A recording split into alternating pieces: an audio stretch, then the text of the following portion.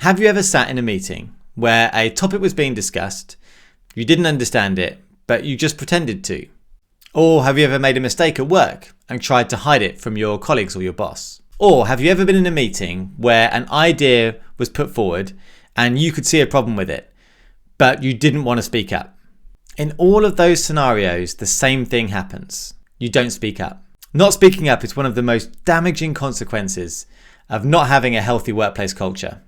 Having an environment where people don't speak up means that you miss that really good idea, or you miss the problem with a project, or you miss the fact that actually not everybody in the room understands your plan and they go off working on something that's not aligned to what you want.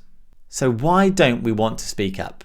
It's because we have fear. We fear what people will think of us. We fear that people will think we're incompetent at our jobs. We fear that people will take our really good idea as a threat to their status. We fear that people will take our feedback personally and then they may retaliate in some way in the future. This fear stops us from taking interpersonal risks. This fear exists because we don't feel psychologically safe. So what is psychological safety? So to explain psychological safety, let's first start with when it became popularized. There was a young researcher called Amy from Harvard who was going into hospital settings, and she was looking to understand teams that reported the most errors.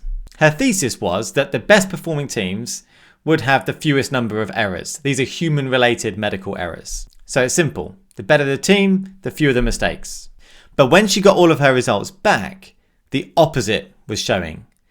The better the team, the higher the number of medical errors reported. These are human errors. Now, Amy at this time was a young researcher with a thesis that she wanted to prove, and the results were coming back the opposite to what her thesis was. So this was a bit of a puzzle. So what she did was she brought in an independent researcher to then analyze these high-performing teams that were reporting all of these errors and understand what was going on there. And what she realized was that these teams weren't making more mistakes than other teams. They were just reporting them. They were talking about them openly and willingly working together to solve them. It was the openness of the climate at work in this team that was the big difference. The willingness and the openness to talk about errors that were being made. What she had discovered was psychological safety, which is now recognized as one of the most crucial and foundational components of a high-performance culture. Amy first coined the term psychological safety in a journal article back in 1999. She said that psychological safety means the absence of interpersonal fear. When it's present, people are able to speak up with work-related content. Since then, the work and the research into psychological safety has grown considerably over the ensuing decades. One of the most famous pieces of work on psychological safety was when Google led a big research project internally to understand what makes a great team, what makes an effective team. Now, this research spanned a couple of years and thousands of people, hundreds of teams. And what they found was it wasn't the people in the team, it was how the team worked together that made it effective. That research led to these 5 layers being created. And what Google had shown in their research was that the most effective teams had these 5 layers present in how they worked together. Now, these 5 layers are numbered in a very specific way because the foundational, the most important, the most crucial layer is right at the top, number 1, and that is psychological safety. What this research showed was that you couldn't have the other 4 layers unless you had psychological safety in place. Psychological safety now shows up in lots of research papers, lots of books around how you create healthy workplace cultures and team environments. One of my favorites is Patrick's 5 Dysfunctions of a Team, which I'd highly recommend. But again, even in that one, psychological safety is the base layer of the pyramid. It's the part that you need to build from. It's the most crucial part of the culture that you need to create. So let's really understand then what psychological safety is.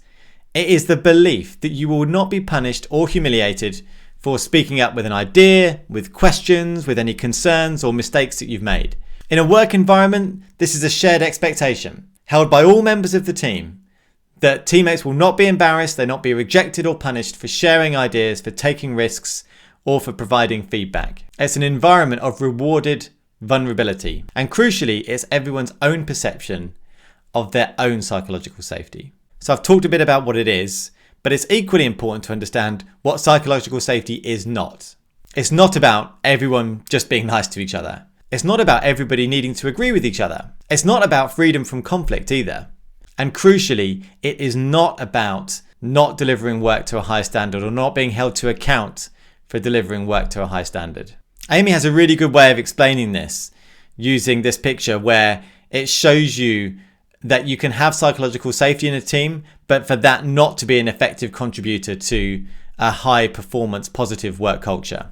So let's start in the bottom left then. In this team, you've got low psychological safety, so people not speaking up, and you've also got low performance standards where people aren't being held to account for any kind of level of performance, and that's the apathy zone. So basically this team will not be successful. So the next one's an interesting one with the comfort zone. Now, a lot of managers and leaders, when you talk to them for the first time about psychological safety, if they don't fully understand the concept, their concerns will sit in this area.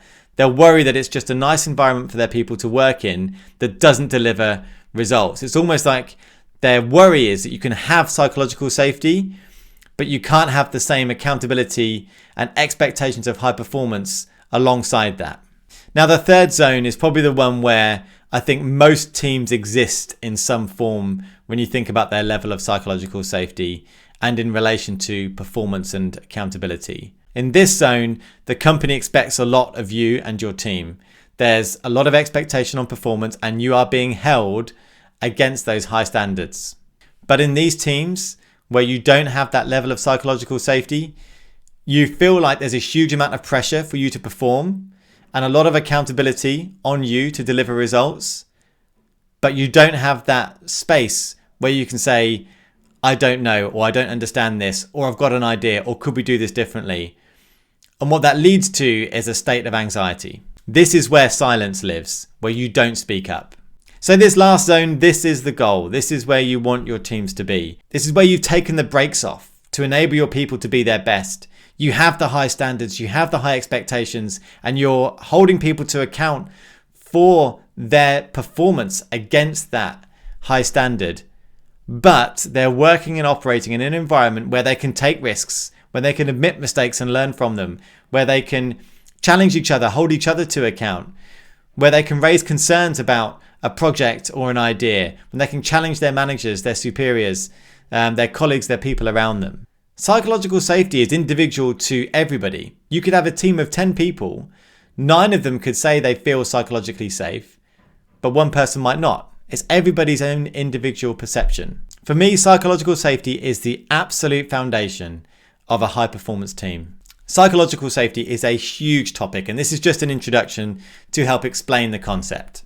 I'll be producing some more content on this in the future to explore this idea of silence and why we stay silent, and also look at this amazing work by Timothy R. Clark around the psychological safety phases.